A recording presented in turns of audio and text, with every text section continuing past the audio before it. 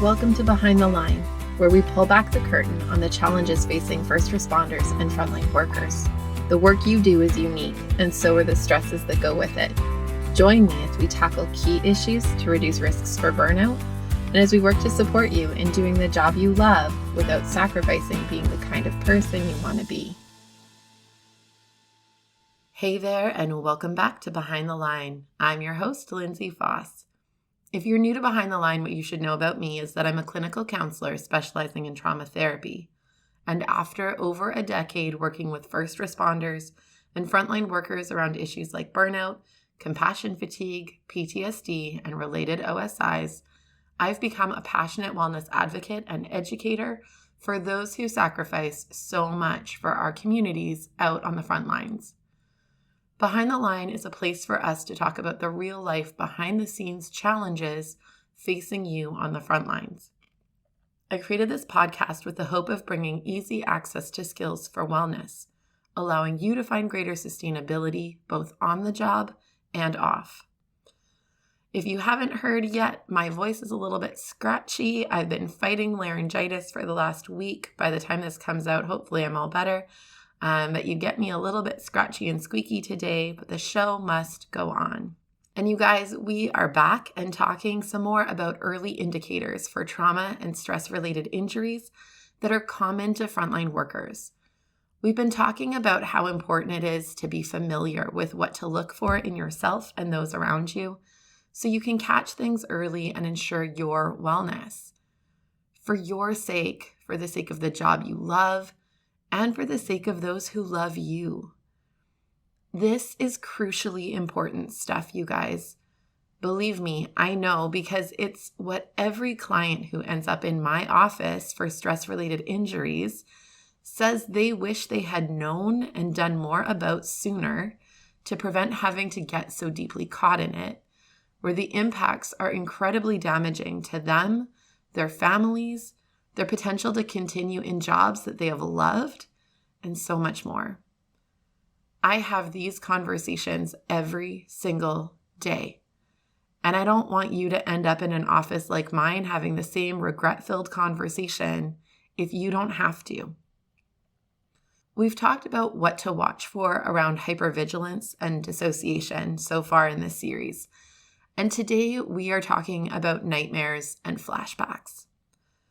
Now, many people who think about traumatic nightmares and PTSD-related flashbacks likely think of what we see in movies, really intense experiences that make you wake up in a cold sweat or knock the wind out of you while engaged in some totally mundane task. While this can be what nightmares and flashbacks look like when traumatic stress has really taken hold, they aren't the early indicator presentation, and that's what we really want to focus on for today.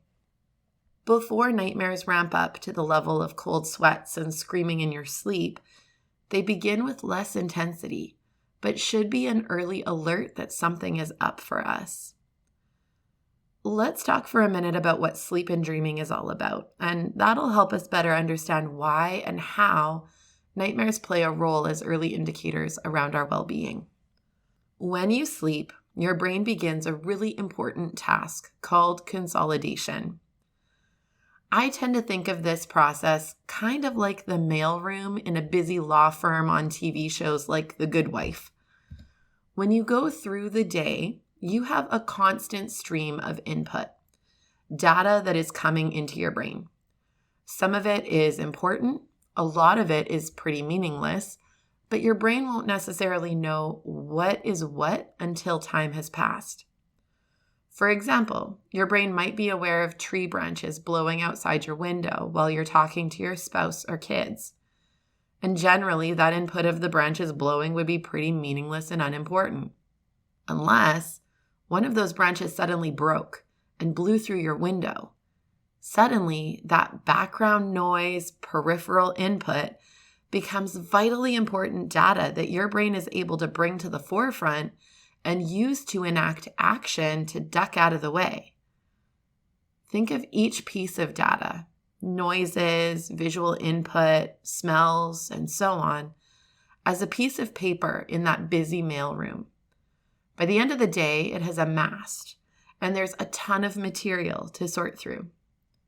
Your brain doesn't have time all day to deal with organizing and sorting all of that material. It's too busy dealing with the next bit of input coming in and working to determine if, in that moment, it is background or foreground information that you need to interact with.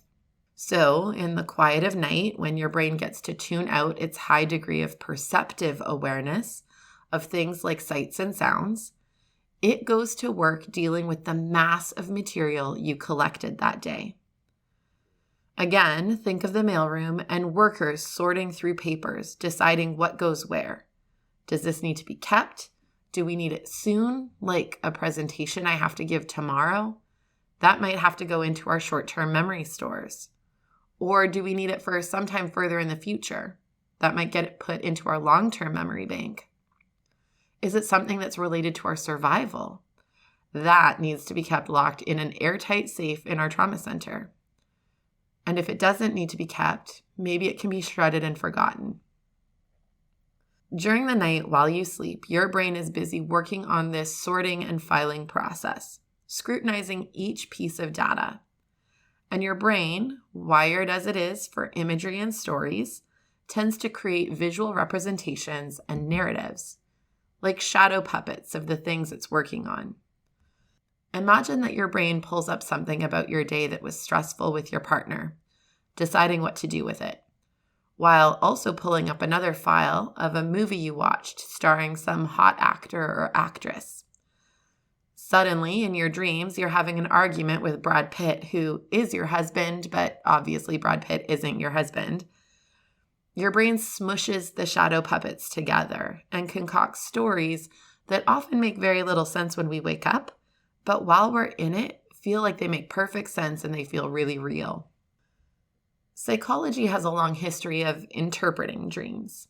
I'll admit this isn't something I do, but the idea is that we process symbolically through our dreams.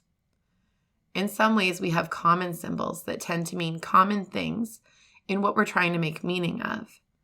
But at the heart of it, what's happening is that our brain is combining symbols of various things it's processing and trying to sort through simultaneously, and then working to tell a story with it.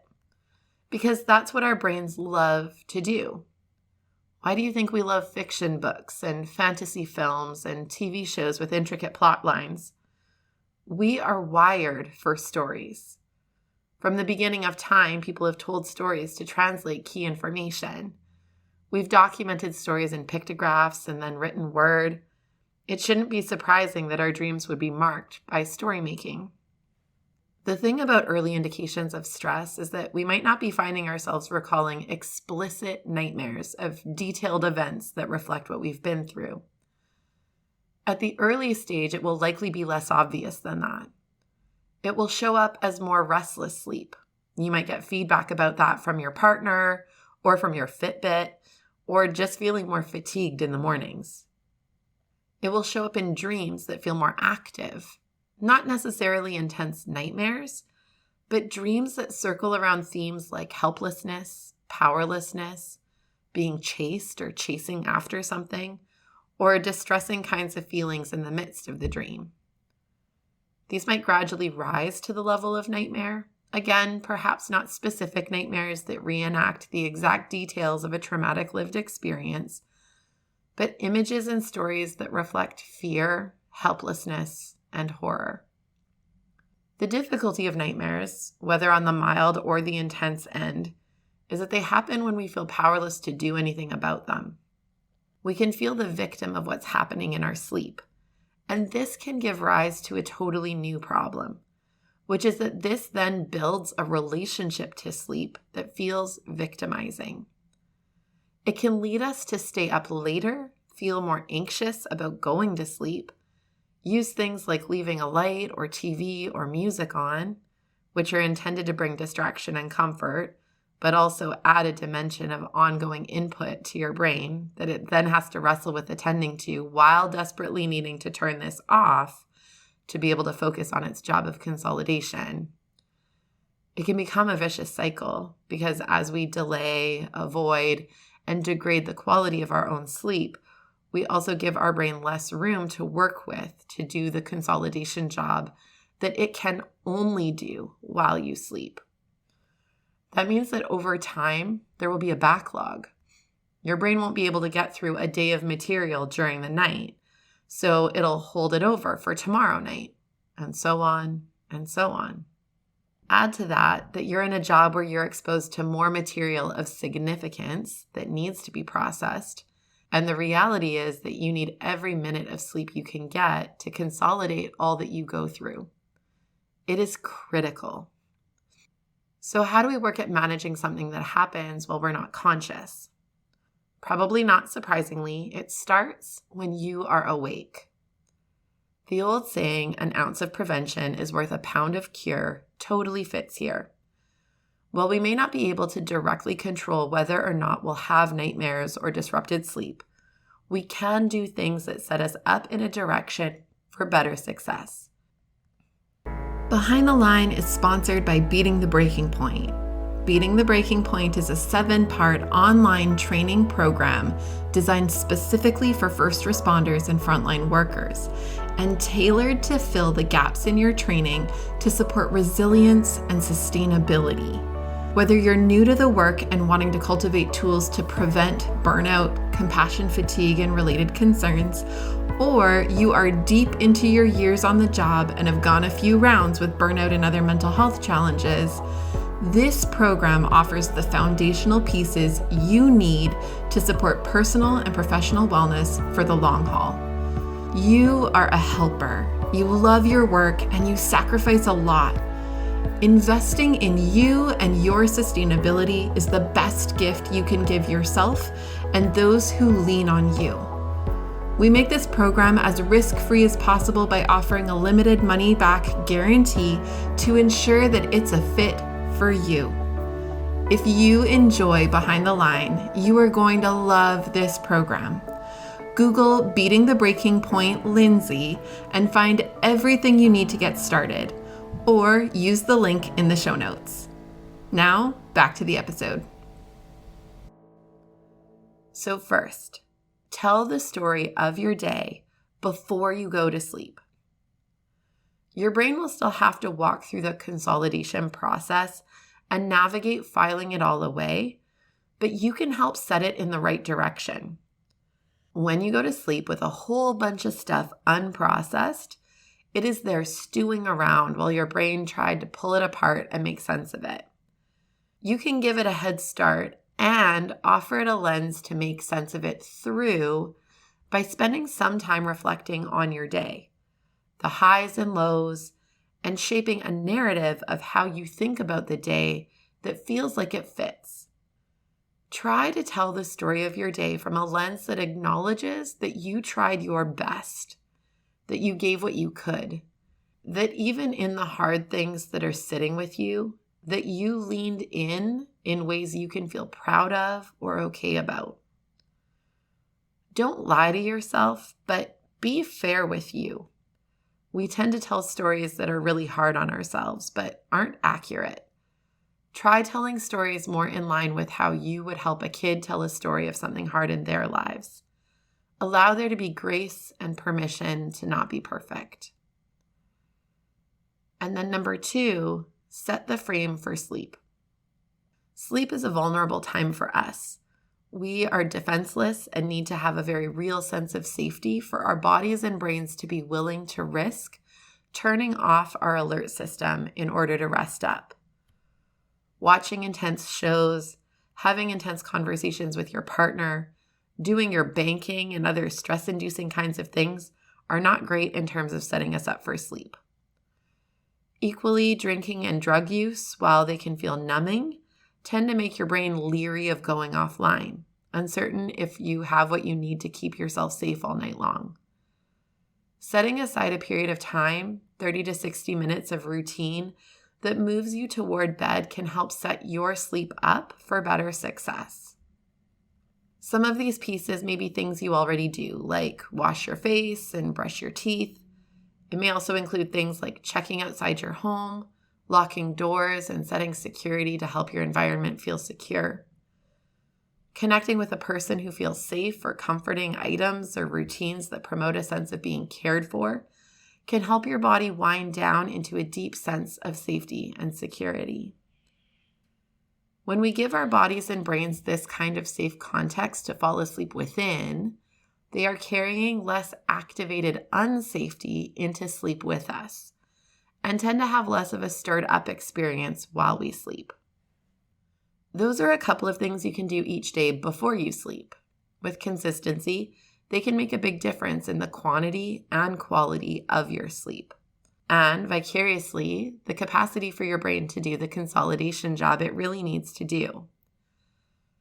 On the flip side, what do we do if we've woken up from a tough dream or nightmare, or been woken up by a partner who sees us fitfully sleeping? How do we help ourselves go back to sleep after that?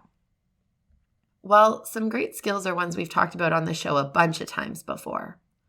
When we wake up from a nightmare or in an activated state, what we need is to quickly help our body find a way back to a sense of safety and homeostasis, that sweet spot when we're calm and balanced. We can do that using grounding skills. These are the things that help our brain move from whatever it was processing in our dream, whatever filing it was working on, to being present in this moment where I am totally safe and fine. Grounding tools like 5, 4, 3, 2, 1, the alphabet game, or other identification games help your brain reorient to space and time and anchor back to your present moment in the safety of your cozy bed in your secure home. If after 10 to 20 minutes you've not been able to fall back to sleep and still feel quite activated, move to another space to limit associating your bed with an activated, stressed, awake state. And do a little bit of movement like stretching or some yoga poses. Your body may need to move some of the activation and release some of the muscle tension. Try to continue grounding and work to do some of the opposite actions we've talked about before. If your breathing is short and shallow, try to deepen and lengthen it. If you're hot and sweaty, try to cool off. If your heart is racing, try square breathing. Breathe in for a count of 4, hold for a count of 4, breathe out for a count of 4, and hold for a count of 4. Do this a few times and then resume breathing normally. Gently work to bring your body back to safety. Listen to some calm music or nature sounds. Try a guided meditation. We don't want you moving into alert things like watching TV or reading if we can help it, but allow yourself to anchor your body back to where you are and remind it that you're safe right now. When you feel able, try to go back to sleep again. Again, if you go more than 20 minutes lying awake, move out of your bed to prevent associating your bed with an awake state. Now let's talk about flashbacks. Flashbacks are a little like nightmares in that they involve some visual imagery or sensory reminders of a traumatic event. For some people, especially in the early indicators of trauma exposure, they'll have a kind of mild reference. It won't necessarily feel immersive, but more like a spike in heart rate or a quick flash of heat or some other strange but innocuous experience at the reminder of something. It may be something we can clearly connect, or it may be something that we can't pinpoint exactly what it's about. For others, particularly further down the spectrum of trauma and more deeply impacted, flashbacks can be extremely immersive, where we feel right back in a situation we were once in. They can feel very real, including all of the sensory input of the time. Sights, sounds, smells, all of it. It can be incredibly disorienting and absolutely terrifying. For a lot of people who I talk to, they'll reflect back that before the flashbacks got really bad and intense, they had often had little niggles, fleeting moments where suddenly it was hard to breathe, or a strange feeling of something being in their periphery and nothing being there when they turned to look. They often identify thinking and ruminating about events, like a call that went sideways or a conversation with a supervisor that felt hard. They bring that into other things, like a projected image cast on top of other moments in their day and week. And feelings connected to those events will cast themselves onto other moments too. The feeling of helplessness, powerlessness, anger. It can sometimes feel hard to explain or describe. We can know we feel inappropriately or disproportionately activated, but we'll struggle to moderate it.